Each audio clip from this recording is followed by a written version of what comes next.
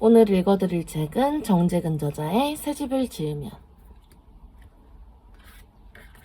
저자 소개 먼저 해드리도록 하겠습니다. 정재근, 시인이자 철학이 있는 정책을 찾아 나선 행정평론가, 가슴 따뜻한 인문학적 행정의 주창자이다.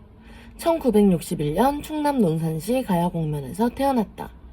대전고등학교를 졸업하고 고려대학교 재학 중이던 1982년 제26회 행정고시에 합격했다. 육군학사장교로 복무한 후 공주시청, 충남도청, 대전광역시청, 내무부, 행자부, 청와대 행안부, 외교부 등 지방과 중앙을 넘나들며 주로 자치분권, 지방행정, 정부혁신 분야에서 일했다. 새 집을 지으면. 정재근 지음. 시인이자 철학이 있는 정책을 찾아 나선 행정평론가, 가슴 따뜻한 인문학 행정의 주창자, 정재근 전 행정자치부 차관의 자전적 시. 아버지, 어머니, 당신들과 함께 해온 제 족적을 시의 형식으로 올립니다. 사랑합니다. 고맙습니다.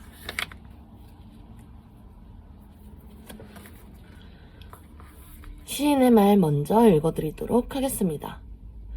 우리는 오늘도 책을 쓰고 있습니다. 나는 지금 내 인생을 어떤 책으로 쓰고 있을까? 이 생이 마감하는 그날, 한 권의 책이 세상에 나오는 그날, 그 책은 나오자마자 사과상자로 들어갈까?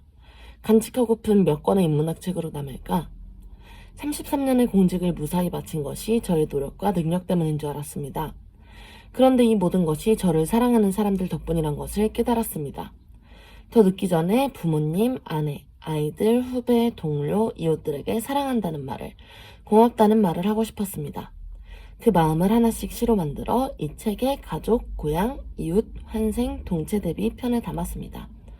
삶의 족적과 주장에 일치하는 글을 쓰고 싶었습니다. 주장을 하려면 그 주장에 부끄럽지 않도록 내가 먼저 엄격해야 한다고 생각했습니다. 그저 살지 않고 정말 살기 위해 쓰는 몸부림을 새 집을 지으면 선비에 담았습니다. 이 책으로 인해 아버지를 보내신 후 이제야 조금 안정을 찾으신 어머니가 또 오실까봐 걱정입니다. 마지막까지 시집 발간을 망설인 이유입니다. 그래도 이쯤에서 제 족적을 정리하고 싶었습니다. 외람되이 저자연보라는 구지람을 책 뒤에 붙인 이유입니다. 남은 삶의 모습에 대한 새로운 의지도 담고 싶었습니다. 그래서 후기를 대신하여 아버지와 장인어른이 돌아가신 후 지인들에게 약속했던 말을 올렸습니다. 인생의 큰 변곡점에서 제 자신에게 했던 약속을 되새김질하여 앞날의 지표로 삼고자 합니다. 투명한 햇빛이 은행나무 잎을 맑게 물들이는 2018년 늦은 가을 효우정에서 정재근 올림. 간단하게 목차 소개해드리도록 하겠습니다. 제1부 새 집을 지으면. 제2부 가족. 가족 중 아내, 아들, 아버지, 어머니, 할머니, 할아버지. 제3부 고향. 제4부 이웃. 제5부 선비, 제6부 환생, 제7부 동체 대비. 1부 새 집을 지으면. 새 집을 지으면. 새 집을 지으면 제일 먼저 솥대를 세울 거다. 기껏 허리춤과 견주는 나지막한 막대, 새 한 마리 달랑붙은 작은 솥대가 아닌 큰 가지가지마다 새들이 흠뻑 깃든, 그래서 나무 뒤로 석양이 흐르면 태고적 그 새들이 삼조구처럼 태양 속에 점점 박히고 밤에는 달에서 옥토끼와 함께 두런대는, 가끔은 햇살보다 더 눈부신 별빛을 등 위에 짊어진 채. 어릴 적 머리맡 벽걸이 옷장에서 헤엄치던 빨강 주홍 붕어들과도 속삭이는 그런 나의 새 하나씩의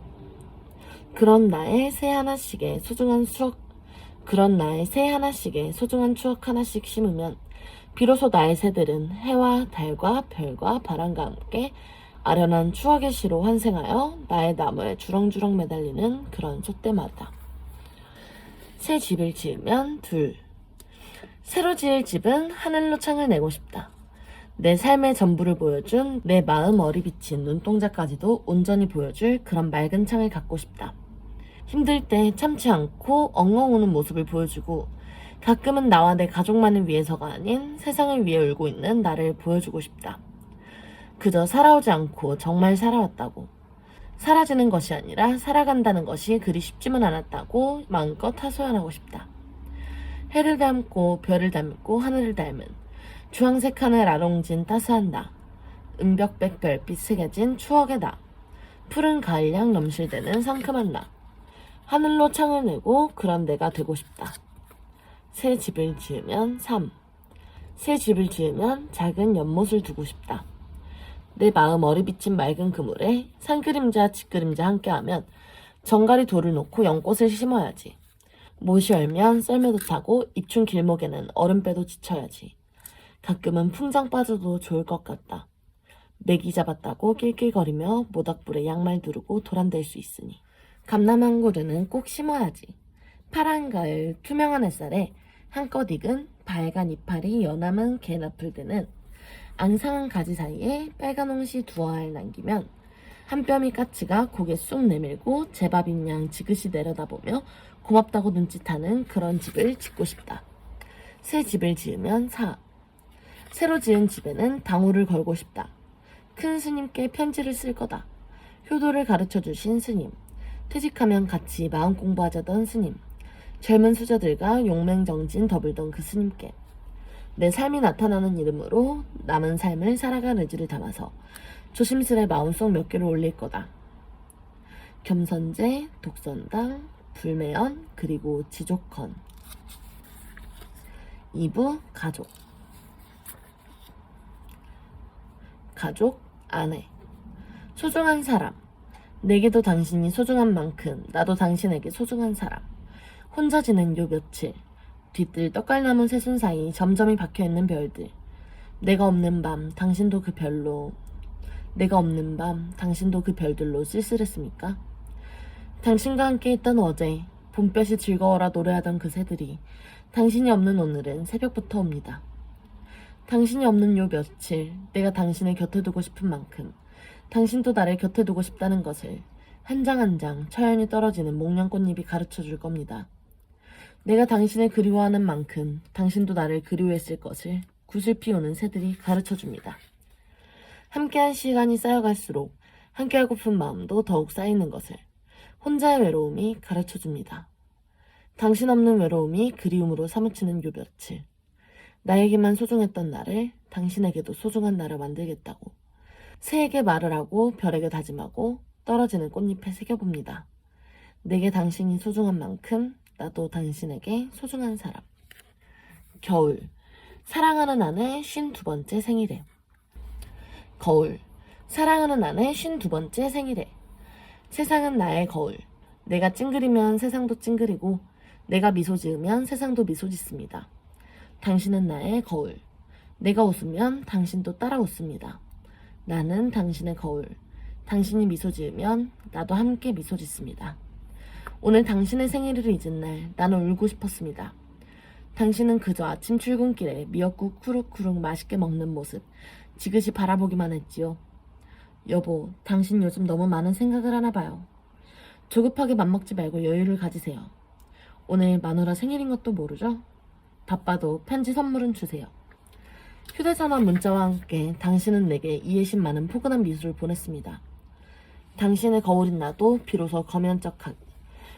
거울인 나도 비로소 거면쩍게 포근히 웃었습니다.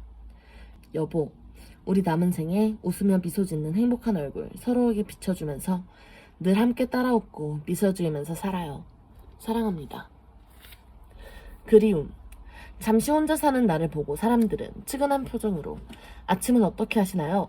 빨래는 어떻게 하시지요? 그러면 나는 그저 그립지요. 사람들은 나와 아내를 먹거리와 입성을 주고받는 기능적 관계로 만든다. 아내와 남편이 떨어져 있다는 것은 그 이상의 무엇이 있다는 것을 알려하지 않는다. 그래서 나는 그저 그립지요. 공항의 하늘. 만일 우리에게 놓아야 할 그리움이 있다면 떠나갈 공항이 있어 다행이다. 바다 건너 다른 하늘로 떠나왔다는 것이 그리움을 마르게 하지는 못해도 그래도 얼굴 맞대는 거리에 있으면서 옷 걸치고 대문 나와 차 한 번 타면 바로 갈 수 있는데도 문 앞에서 서성이다 주저앉고만은 만질 수 있는 지척이 그림보다 낫다는 것을 그래서 공항이 있어서 다행이다. 오늘도 공항의 하늘은 내려다보는 슬픔들과 올려다보는 서름들이 눈물처럼 은결되어 시린 그리움으로 흐르는 파란 애처로움이다. 아내. 오늘도 나는 지하철에서 술에 취해 개슴츠레한 눈빛으로 이곳저곳 의미 없이 바라본다. 그러다 문득 남녀가 서로 좋아 어쩔 줄 모르는 모습이 눈에 들어오면 그 여인과 내 아내를 비교하곤 한다. 그러면 나는 언제나 백전백승, 장하다 불패신의 내 마누라. 충무로에서 노원역으로 가는 4호선 전철에서 언제나 아내는 승전보를 울리고 나는 늘 행복하다. 정멸보궁. 대학 1학년 새해 새벽. 눈 쌓인 상원사길. 10발짝 오르면 5발짝 미끄러지며 심화가 사준 가죽장갑은 노보살게 들이고 맨손으로 기어올랐다. 30년이 지나 다시 찾은 정멸보궁. 중대사자암 석등의 은은한 불빛 속에 언뜻언뜻 현신하는 안개비로 가슴 촉촉히 적시며 차곡차곡 엮인 돌계단 지그시 오르디뎠다. 산사의 스님과 빙글에 마주 앉아 찬물 속에 논이는 옥빛 물고기. 후후 불어 피하면서 맑은 차 한 잔을 음미할 때 눈앞에는 오유지족, 등 뒤에는 수처작주. 첫눈. 오리 2마리 꼬리깃 살래살랑 흔들며 삭삭 노저어가네. 등에 하얀 눈 얹고서 햇살도 함께 엎여 반짝이네. 삼행시. 정말. 재근씨는 근사한 남자예요. 축하해요, 심아가. 삼행시 둘. 정말. 재밌게.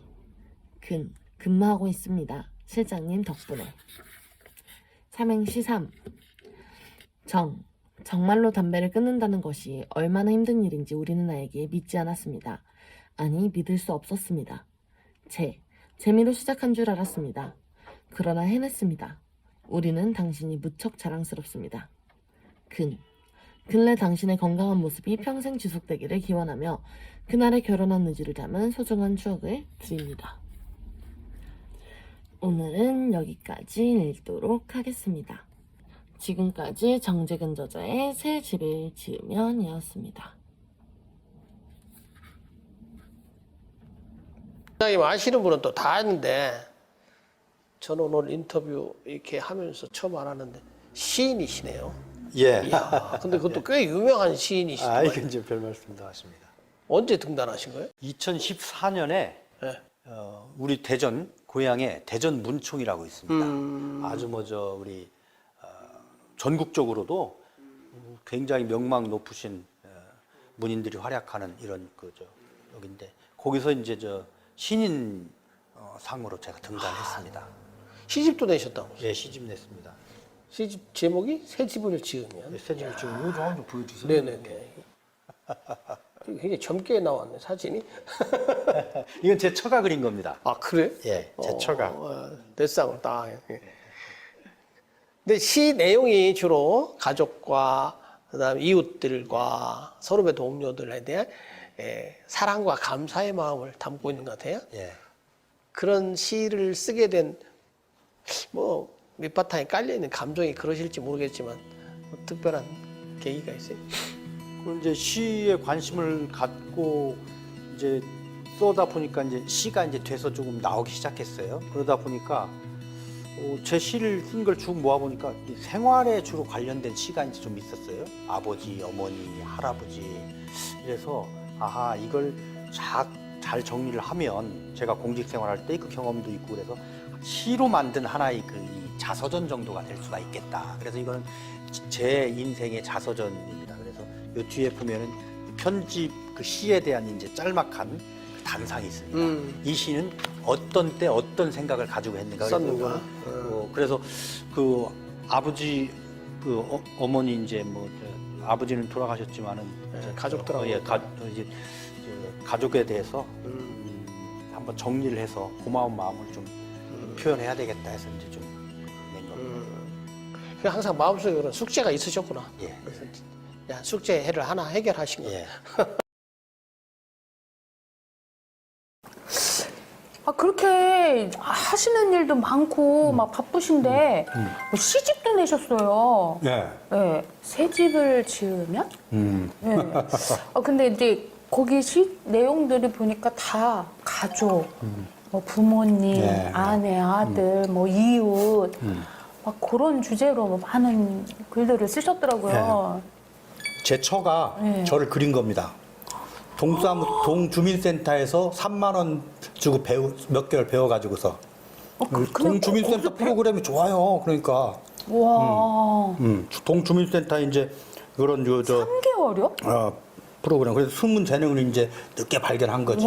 이게 이제 제 시집인데 근데 사람들이 이제 언뜻 이렇게 생각하면은 야 공무원이 이제 시를 쓴다는 게 쉽진 않을 텐데 이렇게 그 시하고 무슨 관계가 있냐 이렇게 생각하시는데 사실은 시는 모든 사물하고 대화를 하는 사람이잖아요. 해하고도 대화하고 달하고도 얘기하고 꽃하고도 얘기하고 나무하고도 얘기하고 그리고 그 나무가 돼서 이제 생각을 해서 나무가 얘기하는 걸 이제 시로 옮겨놓는 것이 시인이기 때문에 공무원이 정말 행정을 잘하려면은 시인의 마음으로 행정을 해야 된다. 내가 시민의 입장이 돼보고 시민과 대화를 해야 된다. 시인이 마치 나무하고 대화하듯이. 그래서 이제 시를 공부하고 이렇게 쓰기 시작했는데 제일 가까운 주변에 있는 제 아내한테 해주고 싶은 말 같은 걸 이렇게 하나씩 모아가지고 하다 보니까 시가 됐어요. 그러다가 이제 어느 날 제가 아는 우리 선배님이 그거 저기 시인 아주 정식으로 등단하라 그래서 대전 문총에 또 신인 작가로 등단을 해가지고 지금도 이렇게 좀 활동을